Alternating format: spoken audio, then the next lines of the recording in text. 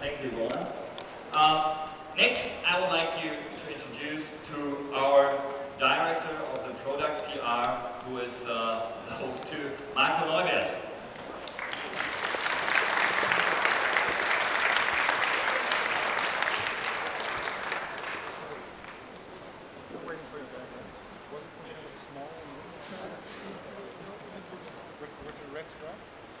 Oh, yeah. Oh, okay, we go. Okay. Hi, as Flo mentioned, I'm Marco Neubert, Director of Product PR here at Foxton. I know I'm not as sexy as she is, but I will try my best. Yeah, welcome you to our press event. I'm really proud to have you all here. It's really an amazing view from here. Especially the fighting system. So for Google, it was the vision, hey, how we can upgrade the fighting system to make it completely unique and to add a main feature which enables a completely differentiation to the market. So they enabled the action-based combat system for, I would say, for breaking the old habits, the habits of playing games before, or breaking old mechanisms. We call it also an evolution of MMOs itself, because TERA will be famous later on for the controls, the way how you fight. Okay. Yeah. We will. So, go a little bit more into depth, Henning. Yeah, I mean, I stand now here on the stage and I can tell you, hey, how cool it is to play the action-based combat system of TERA, but I think it makes more sense to do it directly in a live presentation with Florian. Therefore, I logged into my private account and I will introduce you to the next very important person of this presentation, which would be Flo. I'm Florian, this is Flo. Flo is my man Lancer, and we are going to show you the world of TERA through his eyes. And we are going to have some fights and to show you a region you never saw before. Yeah.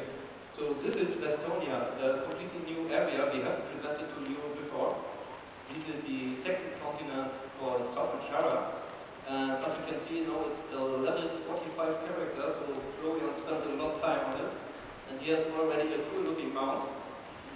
Yeah, what should be also new to you guys, that's the first time we present the mounts in TERA. So you will have various kinds of mounts, not only these horse, we'll see another horse later on, we will have other models there too.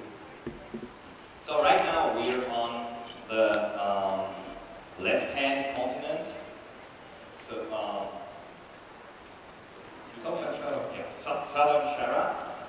We are in a little city called Bleak Rock and now heading straight towards Akaro, which is another little city located nearby. We are doing it via the so-called Pegasus system.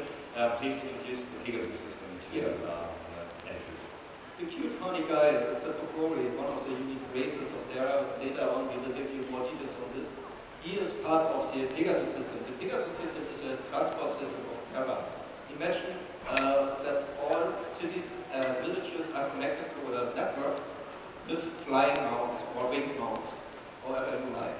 And the objective was to establish a transport system which is good looking, you will see it now, really impressive, but also to shorten any distance. So in TERA you will be available to have access to all regions in less than 5 minutes. By the way, Florian, you have chosen the tank. Yeah. Would you tell our audience the first time you played TERA, how you perceive the game?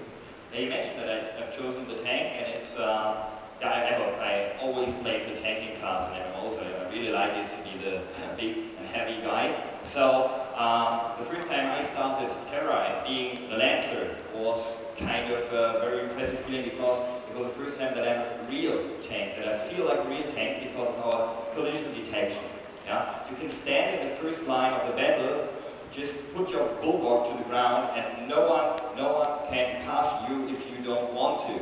That's amazing. It's the first time I really feel that I can protect the weak fighters behind, the healers, the swords. Yeah, I really can protect, I can pull the enemies to me, and it's yeah, the deepest tank feeling you can get in an MMO for my personal view. completely agree with you. But I think it makes more sense to demonstrate it.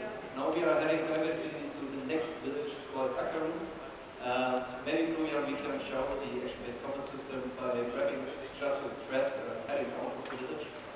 Yeah, why not? I haven't done any quests in there, so there should be some available for us.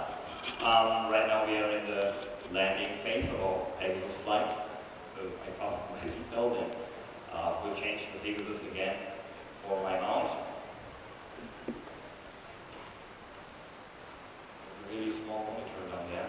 So now we're riding through Akaru. Akaru is also a small village with all things you need as an adventure. It's a quest hub. It's also full of NPCs where you can buy your potions and yeah, as we have seen, there is a Pegasus guy standing around.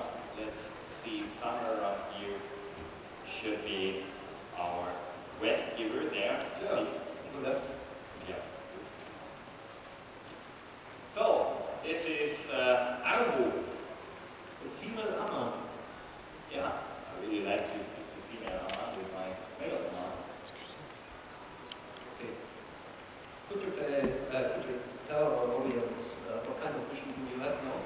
Yeah, we spoke to Arvu. I skipped the text, but I can say to you what she said. She said that she had lost her husband and her brother during a fight, and she's not sad because she's a man. She's very proud, but as a man, she needs revenge. She wants us to revenge the death of her husband and the loss of her brother. So we do have to kill the body or whatever they're called here. So Yeah, we want to comment now. So what Florian was writing to Pegasus, he told how he felt terror. That he felt as a physical tank, as a real, I would say, mighty bulwark. Yeah. It's enabled by the collision detection inside the game, so the monsters are not able to run through Florian's character. And now, as you can see, he is fighting. Could you go up? Yes. Again. yeah, when you will hit me, when you will try to hit me. As you can see, the monsters runs freely around him, tries to hit him. Block. Yeah, this is possible because of the collision detection we mentioned before. He can't pass me, and I can block his attack. Okay. The second part of the action-based combat system is not that you only can block and run freely around, and also the monsters. Also, maybe you can recognize in the middle of the screen there's a small crosshair, like in the first-person shooter. Meaning that Florian fights needs to aim actively on the monsters. If you don't have the monsters inside the crosshair, you will miss the target. As you can see, when I'm trying to miss it. So, yeah, I've put on my skills. So let's wait until they're done and I can show you again. So, if I aim not directly, let's straight run away. Pay attention, the minions come. Yeah, so I will run. You know, I have got enough HP, but I want to pull him back. You know the taunt from other games. The taunts are mostly screens, and the enemy runs to you. In TERA, we've got something more impressive. We can pull the mouse directly to us. Maybe you have also noticed there is no what I call it as a typical target lock. Meaning you press tab or you click on a monster, then you have a small window open and the monster is caught in the window, and then you can hit on your numbers and all your spells goes directly to the target. In TERA is not the case. Each spell, each attack need to be aimed. Yeah, it's very difficult from here. So I have to concentrate the whole time. I have to look what the monsters are doing. Okay, fortunately, I'm a tank. I can just go to the monster and block every damage with my shield. But hang on, yeah, if I'm not a tank, if I don't have this massive bulwark, what do I do as a warrior, sword, or whatever? That's a good question. There are, of course, also classes, you will see them later, who don't have access to the shield skill or the block skill. The warrior, for example, that's a dual wield guy with two swords on the left and right hand. He is able to perform a dive roll out of the danger zone. Or the ranged damage dealers, like the sorcerer or the archer, they have access to a mighty jump backwards out of the danger zone to escape from the monsters attacking them. So in the end, you can say, okay, we have active block or dodging. We have to target block. We have to aim on each hit. So in the end, I would say the TERA affecting system is more challenging than an other game. But being more challenged also means being more into the game. As Florian mentioned at the beginning, you really feel as a tank. So you can say that you really play a role. It makes sense in a role-play game to play a role. Yeah, really become a tank, actually. So maybe some of you have noticed these icons on the right side of my character, which are popping up eventually. These are the normal icons of my skills, but it's from the system which tells me, hey, this could be the best to use next. So we can create some skill chains by using the skill the game offers us. So it's every fight becomes more dynamic. It's difficult. I have to watch my screen all the time to press the button in the right moment and the right button. So here, I can show it again. Now I need to start my combo attack. After the third hit, I should get the next combo button. Yeah. And now I pressed too late. I just jumped. Yeah. Also completely different, meaning the monsters don't react each time in the same way, like in other titles. So each fight in TERA is completely different because the monster AI can't be predicted. They have access to a huge, I would say, skill set of different counter-attacks, attacking the players. So we have a smaller video. Let's start it. Yeah, so the enemy tells what he is doing, so you can see by the action of the enemy that he's starting some skills. So he's raising his hand to throw something or stuff like that. This could be one of the things. Here you see she will, I don't know what she's doing there. It's the big giant spider, but she does something that hurts. Also, not only the players can evade, dodge, or block, it's also the enemies themselves, as you can see here, with the guy. The enemy also blocks, as I did with my tank. You see here, the mob totally blocks the damage from the archer and starts a counter-attack. Yeah, and also the bosses themselves have different phases, you know, from other titles, that they have different spells depending on how much level or how much HP they still have.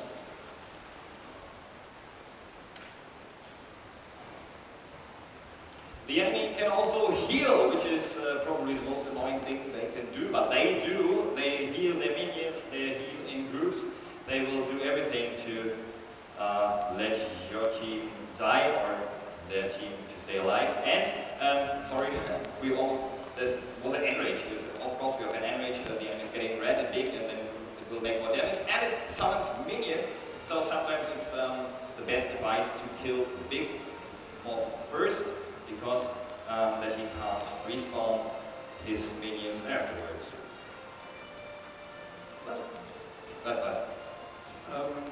Florian, you see this?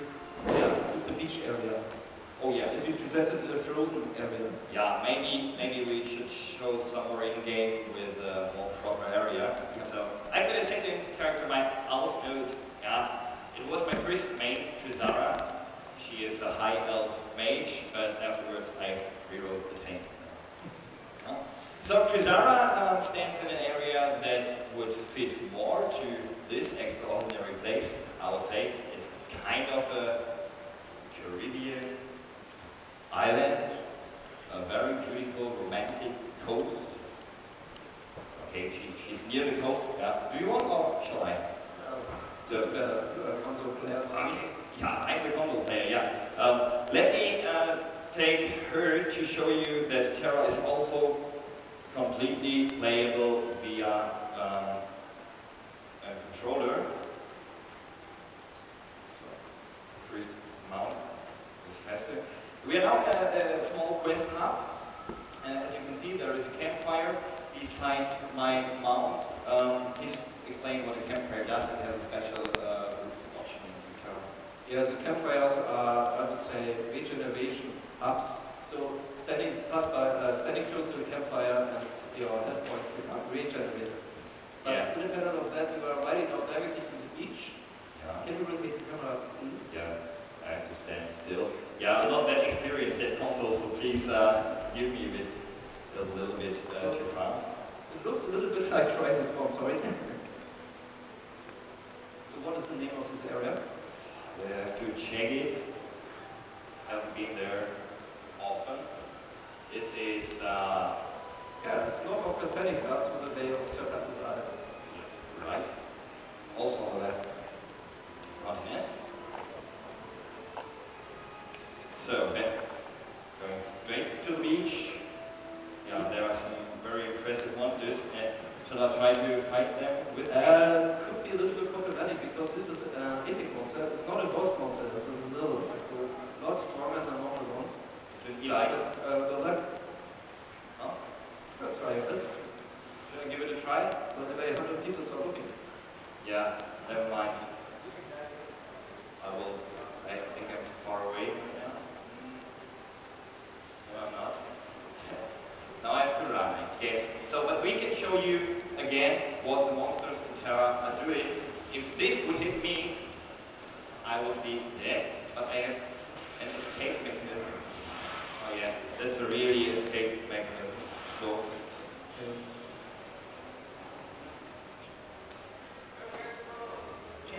I won't get him. Yeah, as we said, it's an epic monster, but we just wanted to show you the beach here and that it's completely playable via the controller. Yeah, I'm not that experienced, as I said before. Okay, let's return to the presentation because it's really important that we don't communicate TERA as an action game because TERA has the most thrilling action combat system of any MMO, but of course we still speak about an MMO, and an MMO offers more. So, as you can see, we have a unique universe. This is something I personally am really proud of it, because I really like the amount of creativity, also the efforts the developer Blue Studios invested into designing the world of TERA. And when doing this, they made a fantastic job by researching, for example, in ancient cultures like the Greek culture or give me a South American culture like Inca or Maya. Inca, Maya, Greek, Romans. Yeah, and also the mythology. So when playing TERA, you will recognize a lot of elements you are somehow familiar with, because you have seen those elements before in some, I would say, history books. Yeah, history books or mythology films even. But let's mention something a few of you could know, but I'm pretty sure that not all of you have seen them. The other side of the universe, and these are the classes and races of TERA. Each universe, of course, needs also some habitats, and Blue made also a fantastic job in designing 7 really unique races. Well, not all of them are unique, some of them are unique, but we have also some familiar ones, like the High Elf, for example. Yeah, these are the High Elves. We've seen them, very proud and noble, old race, kind of connected to the magic. Followed by the Barakas. Baraka are really wise giants, I would say. They are more silent, but they are also the kind of intellectual inhabitants of the world of TERA. Yeah, these guys will stay calm. So we have the Popori. These are, yeah, the cute, funny guys, but they are much stronger than they look. Ziaman, we have seen before when Florian was playing. It's a very old but proud race, caught over years or decades as slaves and escaped into freedom, and now the freedom is their highest goal they want to achieve. Afterwards, the Castanics, one of them you already met, and if you will participate to the party this night in the Adlon Hotel, you will meet another. And to the last, of course, the humans. Yeah, we don't have to say anything about humans, I guess. So, let's select a class just to show you.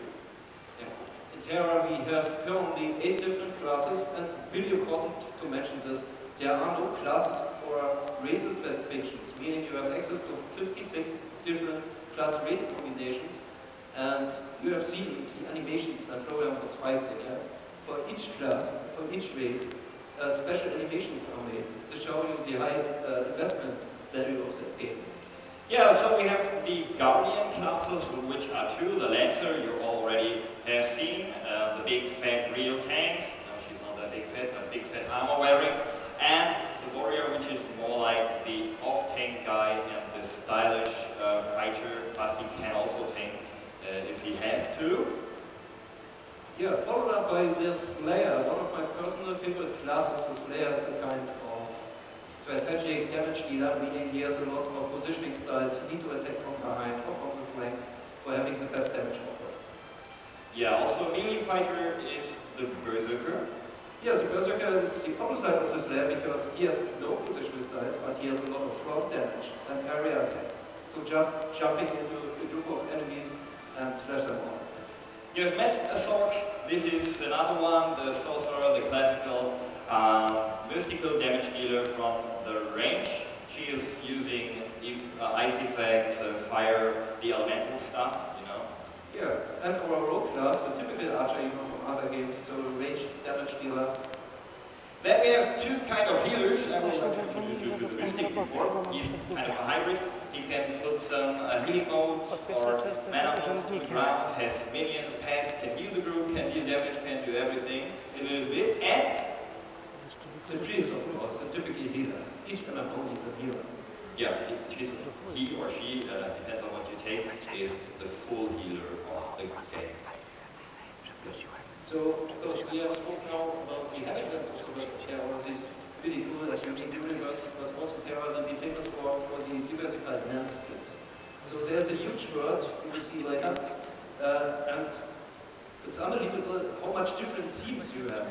So just jump through. Yeah, these are the two continents. On the left-hand side, this is Shara, and on the right side, Arun. These are both continents. For example, You do have, you do have PvP achievements, economy quests. Let's show let's take from that one. So the TERA is really important. The end game of TERA has PvP content. It's a hardcore game with a challenging action combat system. People should know that. And the battlegrounds are really cool in TERA. We have small size for group versus group, 5 versus 5. Or for 10 versus 10, with different objectives like capture the flag, classical deathmatch, or I would say kind of domination or team king of the road mode.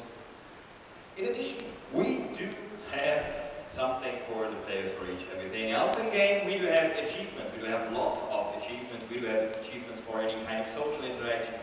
We do have achievements for fighting, for questing, for crafting, for trading, and we'll have even an achievement if you die the first time. In addition, as you've seen before, we have mounts. So we don't have to talk much about mounts, I guess. This blue funny guy, this is a pet, a special pet. I have to mention this. He mentioned personal vendor. Yeah, you are a crafter, for example. You create a lot of items, and of course you want to sell them. In TERA, you have the classical auction areas, but you can also take this pet and place it wherever you want. Give the items you want to sell, and players can interact with them. You can also upgrade them with additional features, and in the end, it's a quite funny feature. By the way, this is only one of 4 different designs, yeah? So if you don't like the blue one, we have more. You don't have to take the blue kitty teddy, but maybe some of you remember this feature from older games. It was highly recommended by the players. Hey, we want to have a personal cell pet. Yeah, and of course we have quests. And Florian, I think it's a moment of truth now. Of course, we are reading all of your previews and also the player comments and so on. We are completely aware of the reputation. So there is a big, I would say, issue currently. People are saying TERA is a grinder because it comes from Asia. I don't know why this is, but I can tell you this is wrong. In TERA, we have a lot of quests. Currently, we have more than 600 quests, and also with different designs, not only slashing, but it makes more sense with the action-based combat system, but also other quests. We have a smaller video again, a gameplay video. Yeah, I'll start it.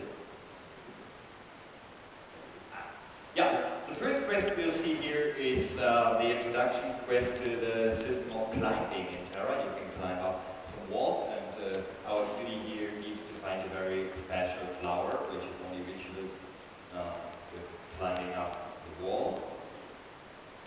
Another type of quest would be the following. You like most, I guess. Yes, this is a bombing tutorial. You can throw some bombs on these, let's call them training guns. Yeah, they are all training dummies in game, so you will need that later on too.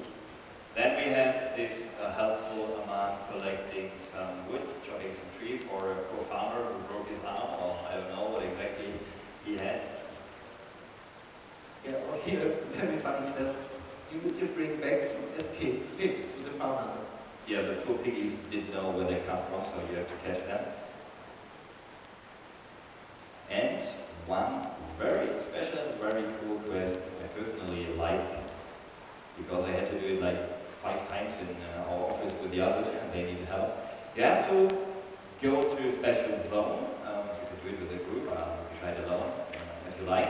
And you have to make the final test before entering the open world of TERA. All these quests have been on the starting island. Here you have to protect the Sorsha for, I think, 8 minutes. Yeah. So all your quests we have seen here are from the first 10 levels of TERA, so more will come, of course.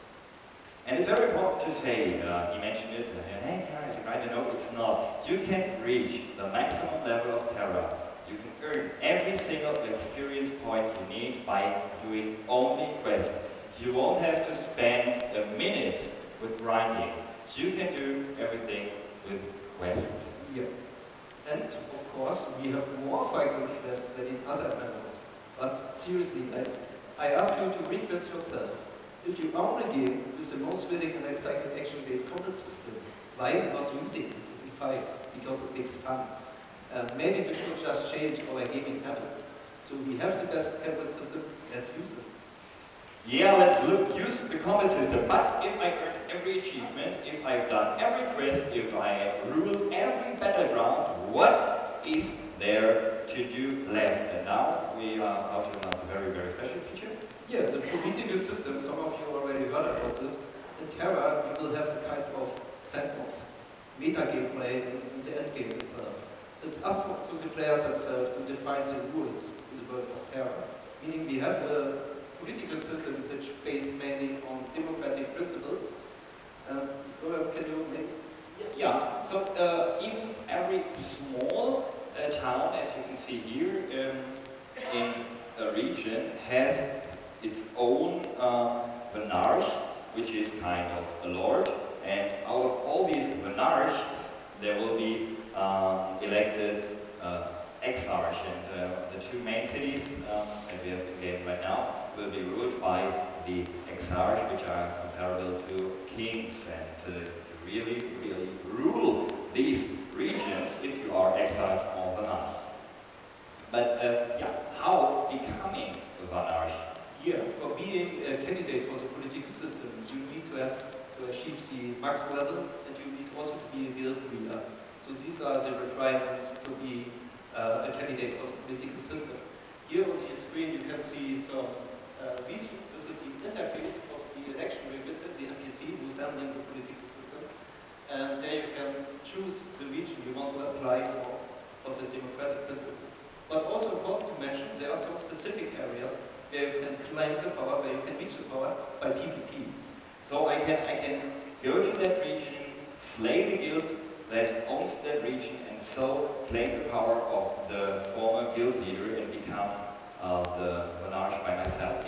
The question now is, what are the benefits of being a Vanarch or exarch? Yeah, there are a lot of benefits if you are a Vanarch or even an exarch. You will get, of course, a special mount, some kind of special armor, a special weapons. You will have the possibility to send server messages for your specific reason. You can even relocate NPCs. So if there is an instance in your special region that you are ruling and you don't have an NPC there, and you say, hey, it would be very nice if there would be a potion vendor, you can relocate the potion vendor from the city to the instance entrance. You can even declare your own region to a PvP zone, or if it is already a PvP zone, you can declare it a PvE zone. Correct. And additionally, one of the most important features, or I would say possibilities, are the taxes. As a leader, you can adjust the taxes, independent if it's a skill trainer, or the crafting trainer, or normal vendors, or the auctionery fee, you can adjust it. So, but for doing this, you, I would say, you need a kind of special currency, the so-called policy points. To gain those policy points, you will have to do some special quests So we have some, I would say, so-called Lord quests. So you can earn some policy points, and with those policy points you are able to do the things we presented before. And additionally, you can earn some policy points by players' recommendations. So if you are a leader, of course, be polite and always nice to your population. Yes, don't just set the taxes to maximum. I guess you won't be re-elected afterwards. I'm pretty sure. Let's come to the next point, Henning. That's the point I would like you to answer the question, why aren't we live with TERA? What is the future of TERA, why the Koreans playing, and why are we not? Yeah, it's a good point. I have to start again from the big picture. We have different cultures, we have different gaming cultures. For example, the Asian gaming culture, the European, or also the American one. And each one are different in the way how the players perceive the game, what they expect from the game, or how they want to play. So, for bridging the gap between those cultures, some minor tweaks are necessary. Minor tweaks in the way how the lore, the background story becomes told, or also the quest text becomes rewritten. Of course, the typical localization. So TERA will have the interior French, English, and German voices, or text.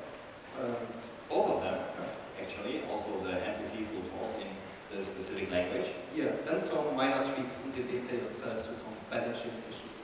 And you can imagine that this needs some time, but it's not everything bad to wait for TERA, because further. Yeah, as we mentioned before, we are raising the number of quests so that we can guarantee the fact that you will reach the maximum level without grinding. And of course, there is a big Korean update starting this time, and we will have the content of the Korean update in our release content. Also, we'll have a lot of improvement in these patches. We'll have big balancing and bug fixing. We'll have more additional content, additional features. Can you give us a few examples? Stick at the concept first. Okay. So we will have 10 new zones, 4 new dungeons, new skills, new boss monsters. And now let's come to the features themselves. We will have battleground ranking for the PvP players, and something I personally really like, you can recolor the armor. As we have seen, the armors are already really pretty in TERA, but now you can customize them more. You will learn about, more about that in the graphics panel. Yeah, same model, same armor, but different color. Also, a really cool feature I personally like, because I'm a crafter, you can craft weapon effects, like the famous burning sword or the lance with the ice effect. So actually, samples how it looks like.